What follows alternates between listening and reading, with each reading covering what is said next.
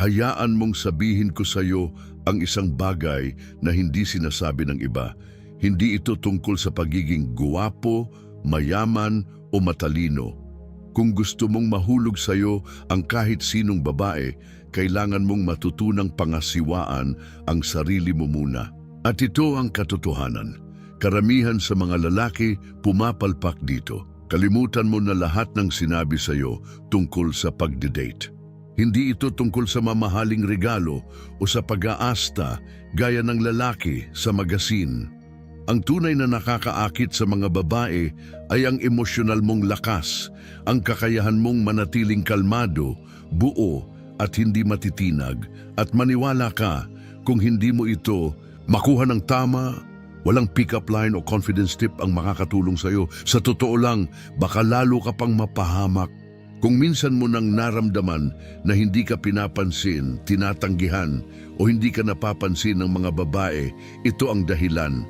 May nakikita silang wala ka.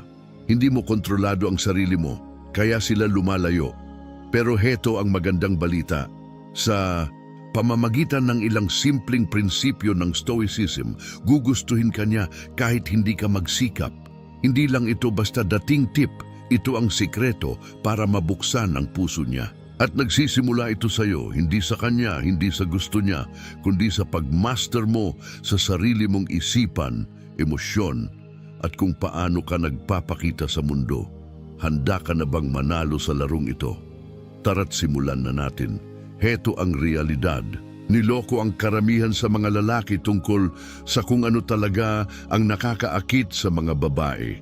Sinasabi ng lipunan na habulin mo sila, pag-ulanin ng regalo o papuri o mas malala pa, magpanggap kang ibang tao. At pagkatapos, magtataka ka kung bakit hindi siya interesado, bakit bigla na lang siyang nawala, o kung bakit hindi gumagana ang lahat ng ginagawa mo. Hayaan mong sabihin ko ito ng direkta. Mali ang paraan mo. Tinuruan kang ang pagdidate ay parang laro kung saan kailangan mong mapansin ka niya. Pero heto ang totoo, habang mas pinipilit mong mapanalunan siya, lalo mong nawawala ang sarili mo at nararamdaman niya yun. Ramdam ng mga babae kapag hindi ka totoo. At habang mas sinusubukan mong i-impress siya, lalo siyang lumalayo. Panahon na para itigil ang paghabol at simulan ang pag-akit. At ang tanging paraan para tunay na maakit siya ay ang pagmaster sa sarili mo. May itatanong ako, kailan ka huling nakaramdam na talagang kontrolado mo ang emosyon mo, ang isipan mo o ang mga kilos mo? Kung katulad ka ng karamihan sa mga lalaki, malamang ay palagi kang reaksyon lang sa paligid mo, sa mood niya, sa mga sinasabi niya, sa mga sinusubok niya. Pero paano kung sabihin ko sa iyo na ang sikreto para hindi lang makuha ang atensyon niya kundi mapanatili ito ay ang pagiging matatag sa loob, ang emosyonal na hindi matitinag? Hindi ito panloloko. Isa itong pilosopiyang libu-libong taon na Stoicism. Maaaring nagtataka ka, ano naman ang kinalaman ng sinaunang pilosopiya sa pagdidate? Lahat. Ang Stoicism ay hindi tungkol sa pagtitimpi ng emosyon o pagiging parang robot. Ito ay tungkol sa pagmaster ng mga emosyon mo. Kapag hindi ka na reaktibo sa lahat ng bagay, kapag kaya mong manatiling kalmado at buo, anuman ang nangyayari, doon ka niya napapansin. Hindi ang lalaking pakul o laging nagpapatawa, kundi ang lalaking grounded, alam kung sino siya, at hindi naghahanap ng pag-apruba. Isipin mo ito, pumasok ka sa kahit anong sitwasyon, unang date man o seryosong relasyon na may taglay na kalmadong kumpiyansa na nagpaparamdam ng seguridad sa kanya. Habang ang ibang lalaki ay nanginginig at nauutal sa pagsasalita, pinipilit siyang patawanin o magpasikat, ikaw nandyan lang, relax lang, hindi naghahanap ng validation, kundi basta andyan ka lang, buo. Yan ang tunay na lakas. Yan ang tumatatak sa isipan niya. Heto ang isang malaking katotohanan na ayaw pag-usapan ng karamihan. Ayaw ng babae na hinahabol. Gusto nila yung hinihila sila papalapit. Sa sandaling itigil mo ang paghabol sa kanya, Ang pagpatunay na karapat-dapat ka ay siya namang sandaling may mararamdaman siyang kakaiba. Naintriga siya, naging curious siya, at higit sa lahat nagsimula siyang maghangad sa'yo. Bakit? Dahil ipinapakita mo sa kanya ang bagay na hindi kayang ipakita ng 99% ng ibang lalaki. Ang self-control at stoicism ang mga lihim na sandata na hindi mo alam na kailangan mo. Hindi ito tungkol sa panlilinlang o mga taktika. Ito ay tungkol sa pagiging uri ng lalaking natural na kaakit-akit. Hindi dahil sa sinasabi o ginagawa mo, kundi dahil sa kung sino ka. Kapag na-master mo ito, lahat magbabago. Titigil ka sa kakaisip ng susunod mong galaw. Titigil ka sa pagpapa-impress at sisimulan mong maging ang lalaking siya ang humahabol. At alam mo ba? Hindi ito mahirap. Kapag naintindihan mo na ang mga prinsipyo ng Stoicism at kung paano ito isa sa buhay, hindi lang ang buhay pag-ibig mo ang magbabago, kundi pati ang lahat. Relasyon, karera at ang buong pananaw mo sa mundo, lahat gumaganda. Kaya kung handa ka ng matutunan kung paano maging uri ng lalaking hindi kailangan humingi ng atensyon, pero kusa itong nakukuha, simulan na natin. Mga salitang tumatagos sa kaibuturan. Ngayong naiintindihan mo na ang kapangyarihan ng Stoicism, pag-usapan natin ang isa sa mga pinaka-nami-misinterpret na aspeto ng atraksyon, mga salita.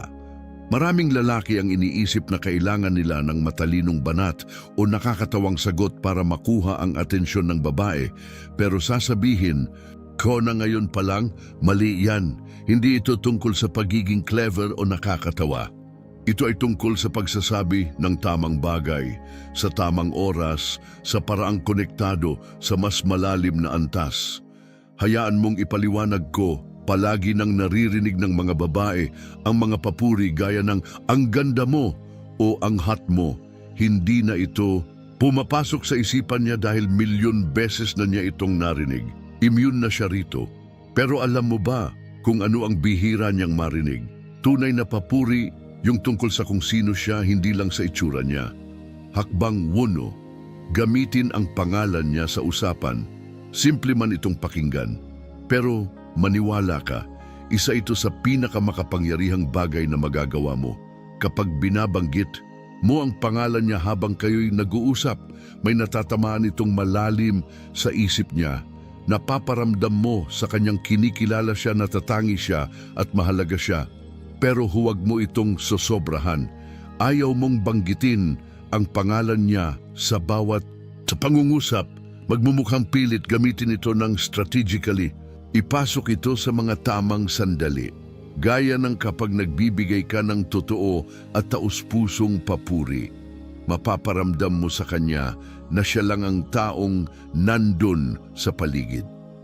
Hakbang 2, purihin siya sa paraang hindi pa niyang narinig mula sa iba karamihan.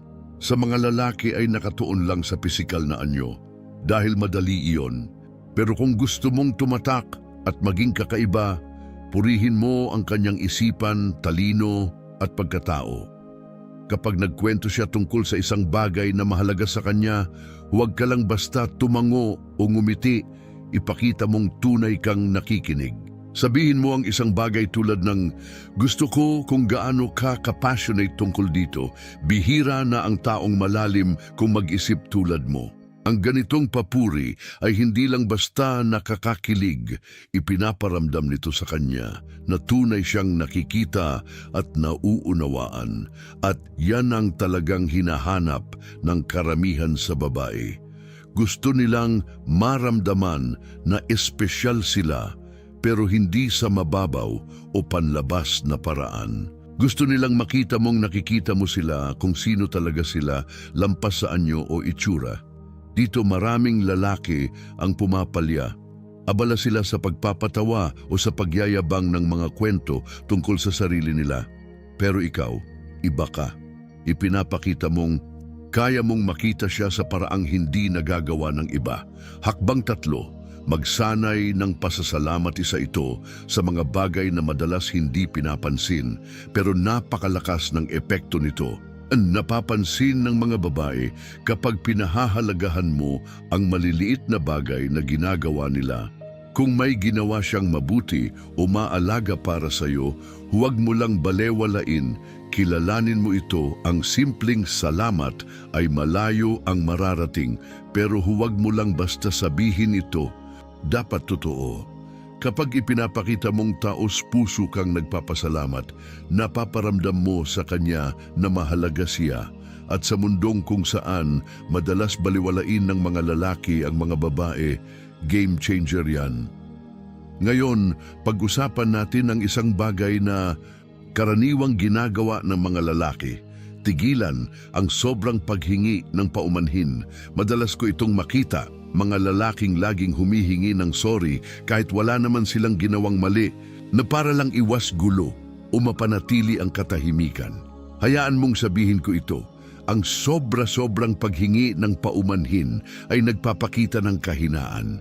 Mas nirerespeto ng mga babae ang mga lalaking tinatanggap ang mga aksyon nila at tumatayo sa paninindigan nila. Kaya humingi ka ng paumanhin kung talagang kailangan, pero huwag kang hihingi ng paumanhin dahil lang sa kung sino ka. Mga aksyon na nakaangkla sa stoicism, mahalaga ang mga salita, pero kalahati lang yan ng kabuuan. Mas mahalaga ang mga gawa mo. Pwede mong sabihin lahat ng tamang bagay, pero kung hindi ito tumutugma sa ginagawa mo, tapos na ang laro. Diyan pumapasok ang stoicism. Tinuturuan tayo ng pilosopiyang ito na ang mga kilos natin ay dapat sinadya, nakaangkla, at nanggagaling sa isang kalmadong panloob na kumpiyansa. Ngayon, ipapakita ko sa iyo kung paano ito gumagana sa totoong buhay. Aksyon. Una, masterin ang iyong body language. Maaring tila simpleng bagay ito, pero dito kadalasang nagkakamali ang maraming lalaki. Laging may ipinapahiwatig ang katawan mo kahit hindi mo namamalayan. Kapag hindi ka mapakali, palipat-lipat ng timbang o iniiwasan mo ang eye contact, ipinapakita mo sa kanya na kinakabahan ka at wala kang kumpiyansa sa sarili mo. At kung hindi ka tiwala sa sarili mo, bakit siya magkakaroon ng tiwala sa iyo? Ang unang hakbang ay pakalmahin ang katawan mo. Tumayo ka ng tuwid, itapak ng buo ang mga paa sa lupa at i-relax ang balikat mo. Gusto mong maglabas ng kalmadong kumpiyansa, hindi tensyon. Mahalaga rin ang eye contact. Maraming lalaki ang iniiwasan ito dahil sa kaba, habang ang iba naman ay sobra kung tumitig na nagmumukhang nakakatakot. Ang tamang paraan ay ang stoic na balanse. Hawakan ang tingin niya ng ilang segundo, sapat para ipakita na naroroon ka sa kasalukuyan, ngunit hindi sobra para maging alanganin. Kapag tama ang timing mo, nakabubuo ito ng makapangyarihang koneksyon. Aksyon. Dalawa, kumilos ng may layunin. Isipin mo ang huling beses na pumasok ka sa isang silid. Nagmadali ka ba? Nakayuko, kinakabahan, at panay ang sulyap sa paligid? Kung oo, hindi ka nag-iisa. Karamihan ng mga lalaki ay ganito ang kilos ng hindi nila namamalayan. Ngunit tandaan mo ito, kapag mabilis kang kumikilos na parang walang direksyon, ipinapahiwatig mo na wala kang kontrol o kumpiyansa sa sarili. Ang mga lalaking may stoic mindset ay kumikilos ng dahan-dahan at may intensyon. Bawat hakbang ay matatag, kontrolado ang kilos at puno ng layunin. Hindi nila kailangang magmadali dahil alam nilang saan man sila naroroon, nararapat sila roon. Napapansin ito ng mga babae kung paano ka gumalaw, kung paano mo dalhin ang sarili mo. Kapag kumikilos ka ng may layunin, nagpapahiwatig ito ng lakas at tiwala sa sarili. Nagiging ikaw ang tipo ng lalaking hindi natitinag ng paligid. At napakabihirang katangian yan, kaya't lubhang kaakit-akit. Aksyon. 3. Maliit na gawa. Malaking epekto. Kalilimutan mo na ang ideya na kailangan mong gumawa ng engranding romantic gestures para mapalapit ang isang babae sa iyo. Ang totoo, ang pinakamahalaga ay ang maliliit na bagay. At hindi ko tinutukoy ang bulaklak o tsokolate. Ang ibig kong sabihin ay ang pagpapakita na talagang pinapansin mo siya. Maaaring nabanggit niya ang paborito niyang author ilang linggo na ang nakalipas, gayahin mong sorpresahin siya ng libro mula sa author na iyon. O kaya naman ay ibinahagi niya sa iyo ang isang personal na hamon na pinagdaraanan niya, kumustahin mo siya tungkol dito. Ang ganitong simpleng mga kilos ay nagpapakita na nakikinig ka, interesado ka, at may pakialam ka sa kanya sa mas malalim na antas. Itigil ang pagtangkang maging tagapaglibang. Maraming lalaki ang iniisip na kailangan nilang aliwin ang mga babae sa pamamagitan ng mga biro at kwento. Pero heto ang sikreto, hindi nila kailangan ng payaso, ang gusto nila ay isang lalaking marunong makinig. Kaya imbes na pilit mong maging sentro ng kasiyahan, maging lalaking nandoon talaga, nakikinig, at hindi palaging nagsasalita. Maniwala ka, mas nakakaakit yon kaysa sa pagiging nakakatawang lalaki. Paglalapat ng stoicism sa makabagong relasyon, pag-usapan natin kung paano humarap kapag hindi naaayon sa plano ang mga bagay. Dahil ganoon talaga ang buhay.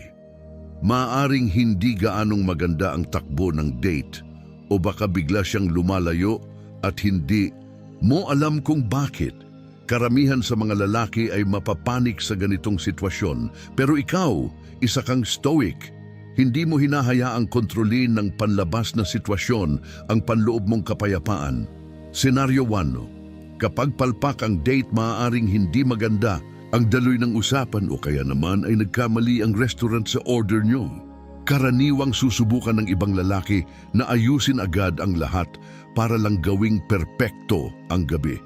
Pero ang isang stoic na lalaki, hindi niya kailangang maging perpekto ang lahat.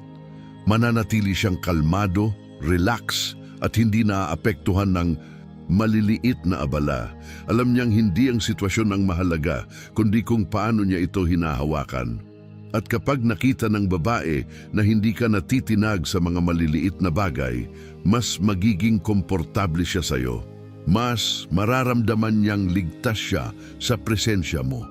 Senaryo 2. Kapag nagsimulang lumayo ang babae, ito ang isa sa pinakamahirap na sitwasyong hinaharap ng mga lalaki at dito rin sila kadalasang nagkakamali. Kapag naramdaman nilang lumalayo na ang babae, agad silang natataranta. Mas madalas silang mag-text, tumawag at paulit-ulit na iniisip kung ano ang mali nilang nagawa. Ngunit ang hindi nila alam, ang ganitong reaksyon ang lalo pang nagtutulak sa babae palayo. Ang isang stoic na lalaki ay nauunawaan na hindi niya kayang kontrolin ang kilos ng iba. Ang tanging kontrolado niya ay ang kanyang reaksyon. Kaya sa halip na habulin siya, mas pinipili niyang umatras at bigyan siya ng espasyo.